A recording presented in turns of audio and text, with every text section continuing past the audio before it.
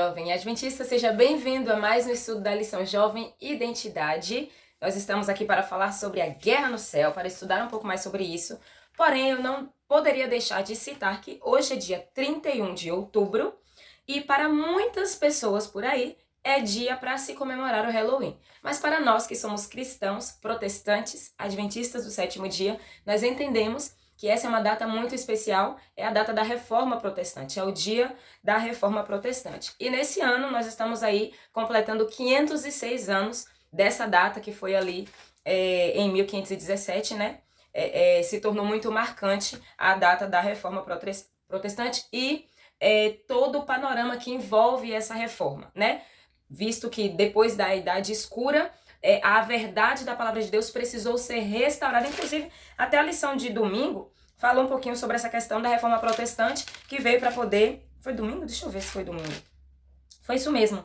Para remover as camadas de trevas, de superstição e de tudo que havia ali envolto por meio da influência de homens muito corajosos e movidos pelo Espírito de Deus. Então eu tenho aqui algumas dicas bem rápidas que eu vou deixar lá no Instagram para você, tá? Tem um vídeo do pastor Michelson Borges falando sobre a Reforma Protestante sob a ótica adventista. Eu vou deixar esse link para vocês lá. E ele vem trazer aí como complemento também, ele vai falar sobre o Worms e a coragem de Lutero, sobre o legado da Reforma Protestante e essa dicotomia aí, né? 31 de outubro é Halloween ou é Reforma Protestante, né? Porque é complicado, mas eu já vi vários jovens adventistas aí falando de Halloween, participando de atividades relacionadas a Halloween na faculdade, nas escolas. Então, assim, o que a gente precisa... Essa data é importante por quê? Será que realmente nós deveríamos estar envolvidos com o Halloween, com todas essas ideologias contrárias à palavra de Deus? Porque você sabe o que o Halloween comemora, né? E a Bíblia é completamente contrária a isso. Então, o dia 31 de outubro é o dia da Reforma Protestante. Então, vai ter esse vídeo aí do pastor Michelson Borges, vai ter também, eu vou deixar também um link de uma série chamada Resgatando Nossa História, que foi produzida pela Igreja Adventista e publicada no YouTube em 2016. Ela foi distribuída como um DVD, né? Eu até tinha, anos atrás, eu tinha esse DVD aqui, quando a gente ainda usava aparelho de DVD, e ela foi publicada no YouTube em 2016, eu vou deixar pra vocês o link também, e aí é uma série com, deixa eu ver, 8 capítulos, uma série com 8 capítulos, cada capítulo aí aproximadamente 28, 30 minutos, meia hora cada, tá? E também tem um documentário produzido pela Igreja Adventista na TV Novo Tempo. O jornalismo da TV Novo Tempo produziu o documentário A Reforma que Mudou o Mundo. Então, é um documentário de 58 minutos aí, você separa uma hora para poder assistir esse documentário. Muito bom. O cinegrafista e o repórter, eles viajaram aí por 6 países para trazer um pouco sobre a importância e o legado da Reforma Protestante. Então eu vou deixar todos esses links lá no Instagram para que você possa se aprofundar, mergulhar nessa história, tá? E, não menos importante do que isso, a gente tem no Espírito de Profecia também um material muito bom. Esse livro, O Grande Conflito, você vai aqui do capítulo 4 até o capítulo 16, você vai mergulhar a fundo na história da Reforma Protestante, em tudo aquilo que o Senhor revelou a Ellen White sobre esse movimento. Então o livro é esse aqui, O Grande Conflito, começando no capítulo 4, A Coragem, que fala logo depois sobre o que aconteceu ali do período da Idade Escura, e vai até o capítulo 16, tá? E aí você tendo esse material aí, você também vai conseguir estudar. Para você que não gosta muito de audiovisual e prefere leitura, eu tenho aí indicação para as duas vertentes, tanto para quem gosta de assistir, porque entende melhor, quanto para quem gosta de ler, tá bom? Então vamos lá para o estudo de hoje, Guerra no Céu. Hoje é terça-feira e olha só, quando a gente olha para esse termo, Guerra no Céu, parece algo contraditório, um termo contraditório. Como assim guerra no céu, que é um lugar de perfeição, um lugar de harmonia, né? Mas enfim, aconteceu aí essa guerra no céu. E tudo que acontece no céu é refletido aqui na terra. Tem um texto que geralmente em períodos de batismo a gente usa muito esses textos, que diz assim, a alegria... Eu não lembro agora onde é que tá, né? Eu não tenho muitos textos decorados. Eu tenho muitos assim na mente, mas eu não sei exatamente a referência, né? Então, é um texto que fala que há alegria no céu quando um pecador se arrepende, né? Então, aquilo que acontece no céu reflete aqui na Terra. Quando a gente vai estudar sobre o santuário terrestre era um modelo daquilo que tem no céu. E a gente vai ver aí, do Gênesis ao Apocalipse, vários elementos, muitas coisas que no céu são refletidas aqui. Então, o que aconteceu lá refletiu aqui também. Então, nós temos aí em Apocalipse capítulo 12, já pegou sua Bíblia? Pega a tua Bíblia aí. Em Apocalipse capítulo 12, a gente tem aí dos versos 7 ao verso 12, o panorama aí dessa guerra no céu. E a lição aqui, eu vou ler aqui, ó. Eu vou ler aqui o versículo 7 e o versículo 8 e 9. Então estourou a guerra no céu. Miguel e seus anjos lutaram contra o dragão. Também o dragão e os seus anjos lutaram, mas não conseguiram sair vitoriosos, e não havia mais lugar para eles no céu. E foi expulso o grande dragão, a antiga serpente, que se chama Diabo e Satanás, o sedutor de todo o mundo. Ele foi atirado para a terra, e com ele os seus anjos. Então aqui a lição vai trazer um pouco sobre o título que Jesus recebe de Miguel e Satanás, cada um tem seu título aí, né? E eu vou deixar para vocês também como complemento um estudo que o pastor Rodrigo Silva faz sobre a guerra no céu, na série que ele fez do Evidências Apocalipse. E aí ele vai trazer um pouco mais sobre a raiz da palavra Miguel, a raiz grega, a raiz hebraica, o significado desse nome, assim, com mais profundidade para você que gosta de estudar mais e compreender mais. Ele vai falar sobre isso, né? Sobre Miguel ser o chefe, ser o príncipe, o que é que simbolizava esse nome ali para a religião judaica e tudo mais, tá? Então, a gente vai ver que Miguel é um dos títulos de Jesus, a gente pode dizer que Miguel é o nome de guerra de Jesus. Você vai ver citado no Apocalipse e também na Epístola de Judas, né? No versículo 9, que Judas não tem capítulo, é um único capítulo, quando vai apresentar ali a disputa entre Miguel e Satanás pelo corpo de Moisés, né? Então, você vai ver aí no Antigo Testamento, tem mais citações, e no Novo Testamento, agora eu só estou me lembrando dessas duas. Miguel em Judas e Miguel em Apocalipse. Então, olha só, por que a guerra aconteceu? A guerra aconteceu porque Satanás desafiou o governo de Deus. E como vocês sabem, nessa semana, na parte de domingo, todo domingo tem um complemento do Espírito de Profecia. E o complemento desse domingo foi o livro História da Redenção, capítulo 1. Então, eu vou trazer aqui para vocês alguns trechos desse capítulo que falam sobre exatamente o sentimento, as motivações, o que é que Satanás estava querendo ali quando essa guerra começou. Ele desejou desafiar o governo de Deus porque ele simplesmente não concordava. Então, olha só a citação que eu vou trazer aqui para vocês no versículo o quê, meu Deus? Na página 11, nessa versão aqui que eu tenho, né, que tem a versão PDF, tem a versão mais antiga, que aqui também está compilado. Nessa versão aqui é na página 11. Eu vou projetar aí, enquanto eu leio, vocês acompanham, tá?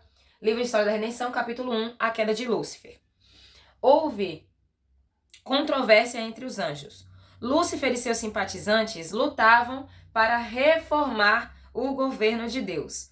Eles estavam descontentes e infelizes porque não podiam prescrutar sua insondável sabedoria e averiguar o seu propósito em exaltar seu filho e dotá-lo com tal ilimitado poder e comando. Rebelaram-se contra a autoridade do filho. Então veja só, o inimigo queria medir a sabedoria de Deus, verificar qual era o propósito de Deus em exaltar a Jesus Cristo, e ele queria reformar o governo de Deus. Agora me responda aí, você pode reformar aquilo que já está perfeito? Porque era isso que ele estava tentando fazer. O governo de Deus era perfeito. É perfeito. E lá no céu, ele achou por bem se rebelar porque ele não estava concordando com a exaltação de Jesus Cristo como Filho de Deus. Ele também queria ser exaltado. Você já sabe, eu não vou ficar aqui chovendo no molhado, não. Você já sabe de tudo que aconteceu aí. Aí vem aqui, vai passando as páginas, ela vai falando mais algumas coisas, você pode ler, eu vou deixar o link aqui para você do capítulo 1. E aí chega no subtítulo Guerra no Céu aqui desse capítulo. Olha o que ela vai falar aqui, vou projetar para vocês. Página 13, tá? Rebelar-se contra o governo de Deus foi o maior crime. Todo o céu parecia estar em comoção. Os anjos foram dispostos em ordem por companhias, cada divisão com o mais categorizado anjo à sua frente, ou seja, cada fileira aí, cada divisão de anjos tinha seu comandante. Satanás estava guerreando contra a lei de Deus por causa da ambição de exaltar-se a si mesmo e por não desejar submeter-se à autoridade do Filho de Deus, que era o grande comandante celestial. Toda a hoste celestial foi convocada para comparecer perante o Pai, a fim de que cada caso ficasse decidido. Satanás ousadamente fez saber sua insatisfação por ter sido Cristo preferido a ele. Permaneceu orgulhoso e instando que devia ser igual a Deus e introduzido a conferenciar com o Pai e entender os seus propósitos. Então veja só, Satanás não aceitava que Cristo fosse exaltado e ele gostaria de fazer parte ali também do conselho da Trindade.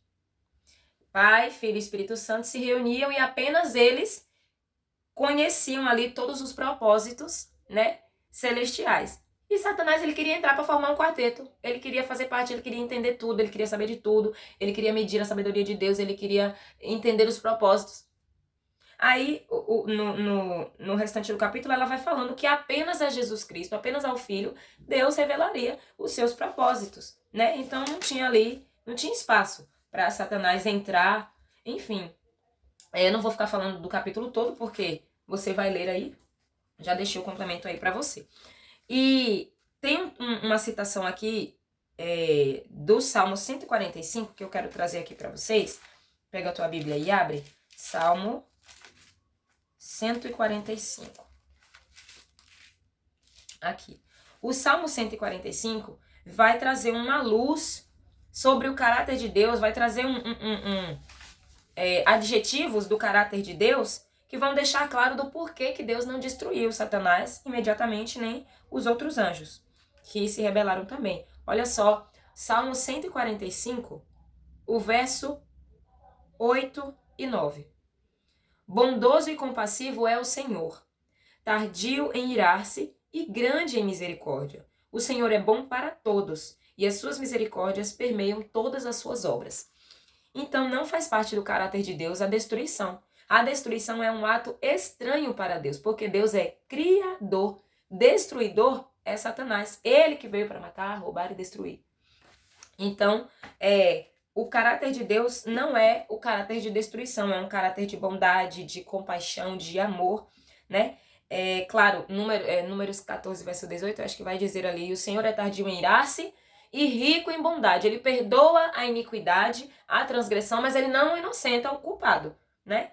Então, o Senhor é justo, mas a justiça do Senhor se manifesta na sua bondade, no seu amor, na sua misericórdia. Então, a Bíblia vai trazer aí pra gente, lá em Apocalipse 12, que a gente já leu, que o que aconteceu lá no céu foi refletido aqui na terra. Satanás ampliou os seus ataques aqui, trazendo o pecado e toda a maldade aqui para a terra, atacando o povo de Deus. Então, ele deixou de atacar o Criador para atacar as criaturas, né?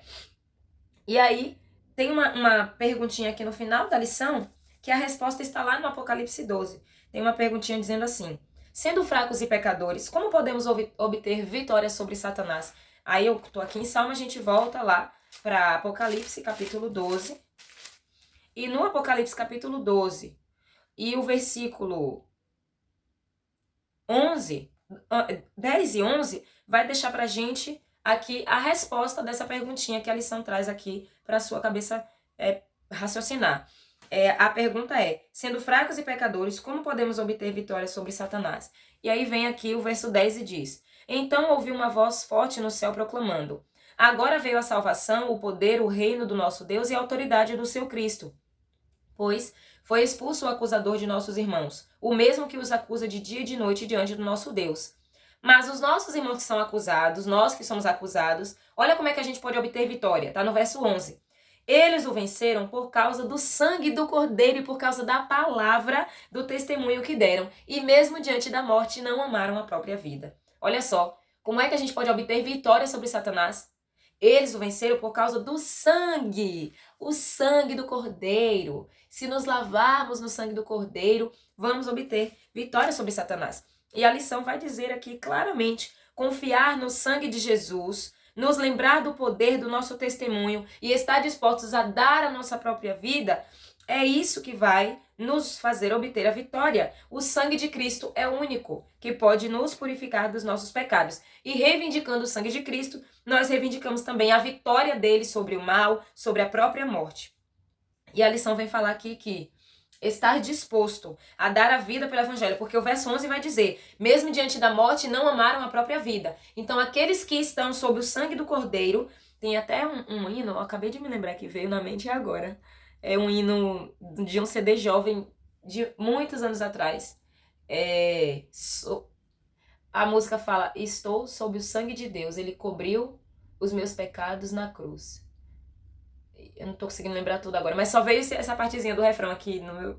Cantou aqui na minha mente agora, esse trechinho da música. Estou sob o sangue de Deus, que cobriu os meus pecados na cruz.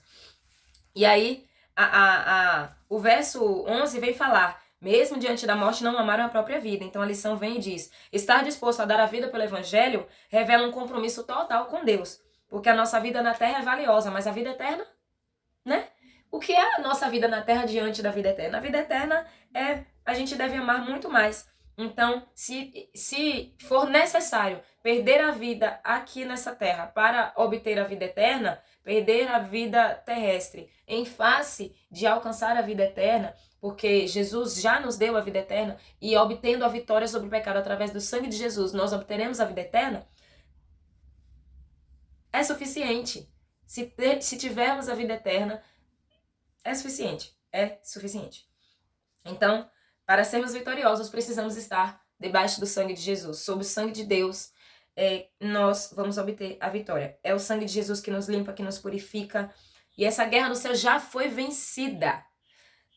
Tem uma música de Arautos do Rei que diz assim, que agora entrou no novenário adventista e diz, não há batalha perdida com Cristo. Ele mesmo triunfou lá na cruz. Com o sangue já provou que nos ama. E se o nosso coração não for dele, não deve ser de mais ninguém, né? Então, ele precisa ser o primeiro em nosso coração. Nós devemos estar sob o sangue de Jesus, confiar no sangue de Jesus, dar o nosso testemunho e, diante da morte, não devemos amar a nossa própria vida aqui na terra, mas devemos amar a vida eterna. Então, essa foi a lição de hoje. Eu volto só na sexta-feira com o nosso resumão, trazendo aí um pouco mais de complemento sobre o grande conflito. Que Deus abençoe você.